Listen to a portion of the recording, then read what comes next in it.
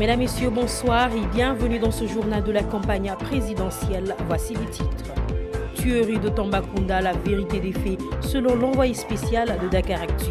Violence électorale, le candidat Madi Kenyan demande au procureur de prendre ses responsabilités. Quant à Mambaignan, lui indexe Abdoul Mbaye, l'ancien ministre. Le président de la coalition IDI 2019 rend hommage aux gendarmes disparus et opte pour une politique de défense dans son programme de sécurité. Ousmane Sonko raille Benno Bokk Yakaar à Ziguinchor. Toujours dans les violences électorales à Tambacounda, le ministre de la Justice Ismaïla Madior Fall va faire son travail. Le développement, c'est pour tout de suite. Voilà, le candidat de la coalition Madiké 2019 a demandé au procureur de la République de prendre toutes ses responsabilités sur les violences électorales qui ont eu lieu à Tambacounda. Il accuse le régime du président Macky Sall d'avoir provoqué la violence. Nanu bayyi togn bi no togn opposition bi korok su fekkoon ni ñi ma àndal dalunu kon ay ñaawteef mënoon na am Sédhiou dan ma fekk ba fa may mitine nu ñëw di nu sànni ay xeer di nu saboté ñëpp gis nañ ko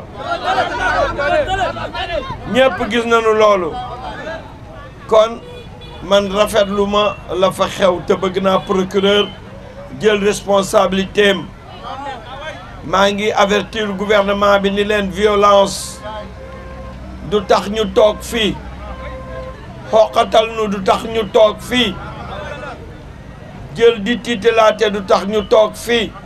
En visite ce lundi aux HLM, le ministre du Tourisme est revenu sur les scènes de violence qui émaillent la campagne électorale. Il a ainsi déploré la déclaration d'Abdoul Mbaye, ancien ministre, des propos qu'il juge irresponsables de la part de ce dernier. Écoutons ses propos au micro de Ndeye Fatou Ndiaye Adja Ndiaye. Képp ku bëgg a yee fitna vraiment problème nga bëgg a indi ci réew mi rek mais du sotti man tey ci suba dama dégg benn responsable boo xam ni nee na candidat la woon matalul. On peut le citer nommément, Abdoul Mbaye. Moi, j'ai une déclaration irresponsable. C'est irresponsable. Si vous voulez dire que vous voulez dire que vous voulez chef de quartier, ça ne peut pas dire. Ce qu'il dit, c'est que l'élection présidentielle, de toute façon, nous contester les résultats. Si la contestation est nous nous réew lolu mom ñepp war nañu wax lolu bam dess mom parce que bi réew mi soxla deug ñu bëgg a wàññi majorité présidentielle jëlee ko 50% indi ko 25% moom dafa dem ci terrain golf di golf ñun ñii ñoo wàccoon 23 juin di bañ moom loolu biñ koy def moom golfam la yoroon dem li ko dugal ci géew bi mooy président amoon yaakaar ci moom rek nommé ko premier ministre yenn yi dem na ba nurootul bëgg réew mi yenn yi dem na ba nuroo noonoo nit ak nit et jàpp naa ni que kilifa warta taxawee noonu. Le responsable APR, par ailleurs coordinateur du comité électoral de la commune de Fann.E, Abdou Karim Fofana, a organisé une séance d'exposition des réalisations du bilan social du président Macky Sall durant ses 7 ans de régime. Un échange organisé à l'endroit des femmes impactées par la politique sociale. Cette rencontre s'est tenue en présence du ministre de l'économie Amadou Ba, de la première dame Marième Faye Sall, du docteur Malick Diop et d'autres responsables apéristes. Vous savez, ces dernières années, les 7 ans qui ont duré le premier mandat du président Macky Sall a été marqué par une forte implication, une forte volonté du président Macky Sall de créer ce qu'on appelle l'inclusivité sociale. Et qui parle d'inclusivité sociale va dans le sens de l'aide à la famille, de l'aide aux plus démunis. Et c'est la raison pour laquelle les femmes, qui sont souvent les personnes les plus impactées par ces politiques sociales, ont été aujourd'hui invitées à un échange, à une rencontre de bilan, de présentation du bilan social du président Macky Sall. Vous avez vu comment le ministre de l'économie et des finances, M. Amadou Ba, a exposé toutes ces politiques sociales qui vont dans le sens d'aider le ménage, d'aider la femme sénégalaise, d'aider la famille sénégalaise. C'est des subventions offertes à différentes associations. Donc il y a des associations qui sont dans la commune, qui s'activent dans l'autonomisation de la femme, qui s'activent dans les activités féminines, de développement féminine, de politique de genre. Et nous avons voulu les accompagner avec une subvention d'environ 10 millions pour toutes ces associations. Voilà, c'est à Sédhiou que le candidat de la coalition Idy 2019 a rendu un hommage appuyé aux gendarmes disparus. Il a aussi tenu à rappeler que dans son programme, il va mettre l'accent sur le renforcement de la politique de défense pour permettre aux hommes de sécurité d'être dans de meilleures dispositions de travail. Écoutons les détails avec Sadi Boufal et Elash Khan. Et rendre un hommage appuyé à nos forces de sécurité et de défense qui, comme leur nom l'indique, au péril de leur vie, garantissent à nos populations la sécurité et la défense de notre territoire et de nos libertés. J'ai reçu à Kolda et un peu partout les associations des anciens soldats invalides et les associations des veuves de nos soldats. Au cœur de notre politique de défense, la valorisation, l'amélioration de leur traitement sera absolument centrale et prioritaire. C'est que nos soldats en activité observent le traitement qui est réservé à ceux qui sont blessés et à ceux qui portent la marque de leur engagement au service de la sécurité du pays.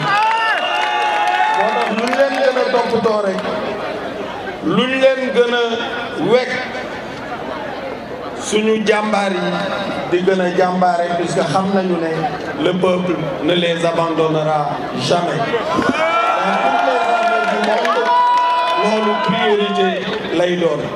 Voilà, les violences électorales ont causé 3 morts dans la ville de Tambacounda, des morts qui ont causé l'émoi et la consternation à travers tout le pays.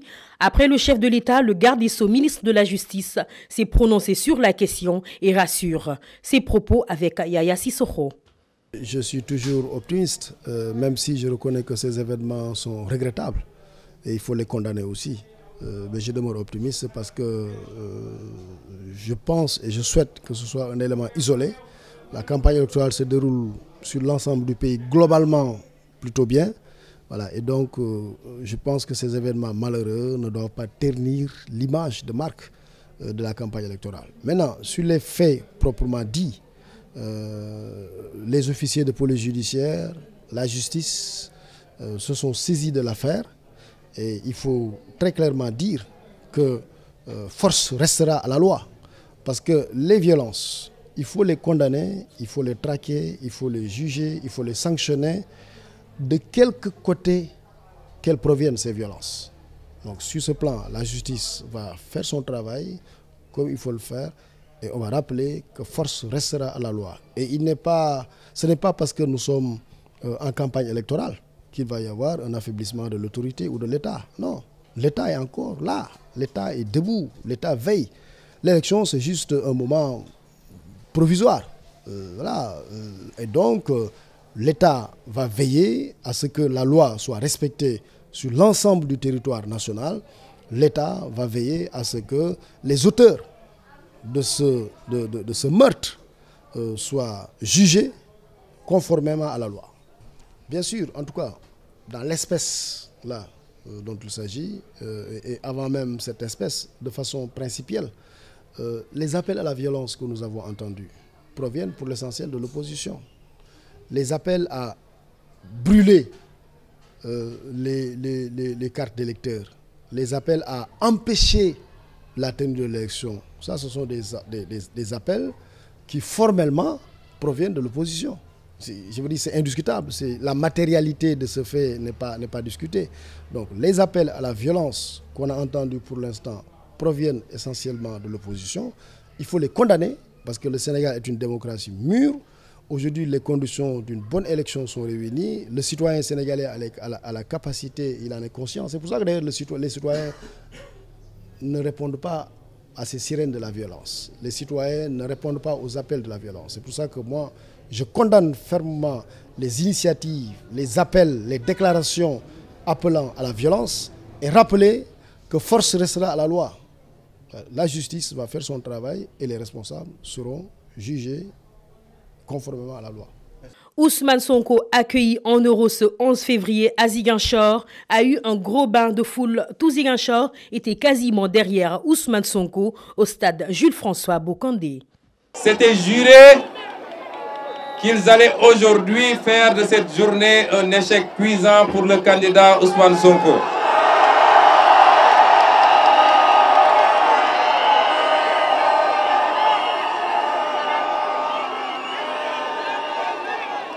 Ils ont dépensé énormément d'argent.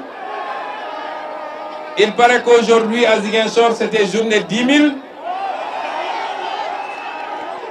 plus un tissu et d'autres avantages et un quart pour mobiliser quelques militants.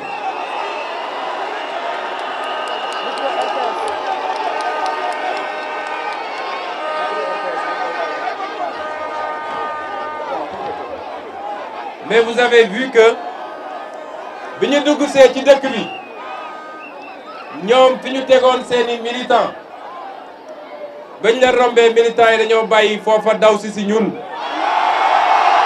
Le monde de la presse, à travers le SYNPICS, l'appel et la Convention des jeunes reporters du Sénégal, condamne de la manière la plus ferme les attaques et agressions perpétrées contre des journalistes à Tambacounda. Unanimement, ces organisations ont décidé d'unir leurs forces et engager un combat pour que plus jamais de tels faits ne se reproduisent. Ces organisations de défense des intérêts de la presse sénégalaise ont d'ailleurs annoncé une plainte contre X et un certain nombre d'exigences permettant aux journalistes de travailler en toute quiétude. Les propos de Bamba Kassé, SG du SYNPICS. Nous voulons d'abord condamner de façon très vigoureuse la tentative d'assassinat, parce que c'est comme ça que nous le qualifions, qui a eu lieu hier contre un groupe de journalistes, membres de la caravane d'un des candidats à l'élection présidentielle. Nous exigeons que les véhicules de ces journalistes-là, que ce soit des minibus ou des véhicules particuliers, qui font partie de ces caravanes-là, fassent l'objet de la part des forces de défense et de sécurité d'une attention toute particulière afin d'assurer la sécurité des hommes des médias qui suivent les candidats. À l'intention des équipes de campagne qui coordonnent les activités de ces journalistes-là, nous leur demandons d'enlever des bus et autres véhicules destinés à la presse, d'enlever tout signe distinctif qui les rattache à ces états-majors de partis politiques. C'est-à-dire que les bus ou minibus ou véhicules légers qui contiennent des journalistes, nous exigeons qu'on enlève toutes les affiches, tous les logos, tous les visuels qui renvoient aux partis politiques ou aux candidats. Et qu'en lieu et place, qu'on mette l'inscription presse. Notre confrère Moustapha Gueye de Dakaractu, envoyé spécial pour la couverture médiatique du PUR, est longuement revenu sur les cas d'agression des journalistes à Tambacounda. Parmi les 8 rescapés, il a révélé les causes de l'attaque. Selon lui, tout est parti d'une histoire d'affiches opposant les militants de Benno Bokk Yakaar et ceux du PUR. Moustapha a aussi raconté les difficiles conditions de prise en charge des confrères. Au micro de Moussa Bey, Adjanja et Mohamed Bop. C'est parti d'une histoire d'affiche qui opposait les membres de la coalition Benno Bokk Yakaar qui étaient au niveau de la maison d'en face, et de l'autre côté il y avait le camp des militants du PUR. Donc ces derniers, les puristes, voulaient taguer sur le mur où il y avait déjà des affiches de Benno Bokk Yakaar le logo PUR. Donc les militants de Benno se sont opposés pour dire qu'il n'était pas question de venir vandaliser le mur, d'autant plus qu'il y avait déjà leur candidat. Donc c'est parti d'une banale histoire d'affiches, de tracts, et à partir de ce moment, tout a dégénéré. Il y a eu des échanges de coups, d'injures, des machettes sont sorties, des barres de fer. il y a eu des jets de pierre, mais tout cela s'est passé en un laps de temps assez, disons, assez rapide. Nous, les journalistes qui étions sur place, on a à peine eu le temps de prendre quelques images. Parce que, étant donné que notre sécurité n'était pas assurée, parce qu'il faut rappeler qu'à un moment donné, les militants de Benno ont essayé de s'en prendre à la presse. Ça aussi, je tenais à le préciser. Donc, à un moment donné, la presse a été visée et c'est à ce moment que la garde rapprochée du PUR est intervenue dans un premier temps pour protéger certains membres de la presse. Et c'est véritablement de là qu'est partie l'altercation. Donc, il y a eu des échanges de coups de pierre, de machettes, de gourdins.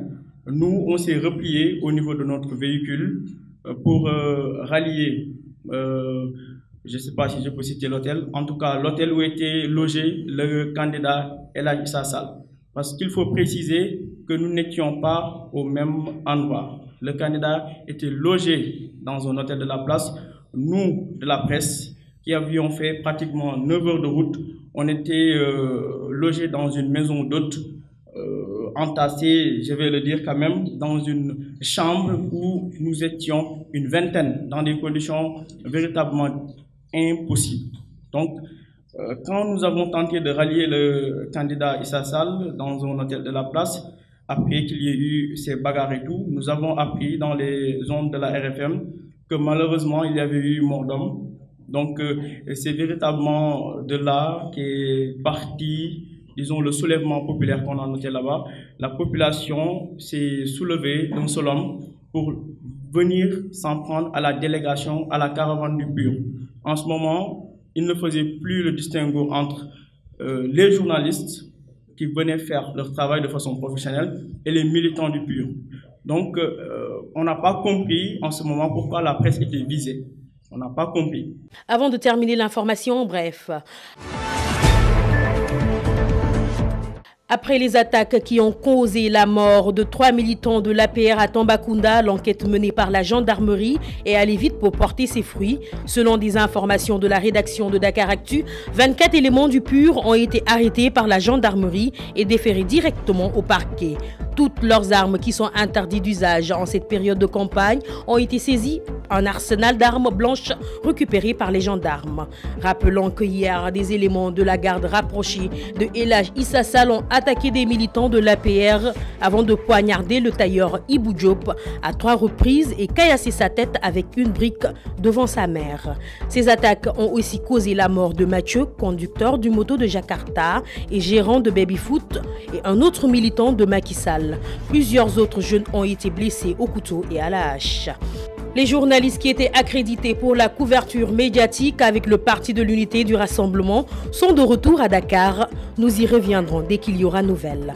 Mesdames, Messieurs, merci de nous avoir suivis. En attendant, Gone et salut pour la version Wolof. Restez connectés sur votre site d'information Dakaractu.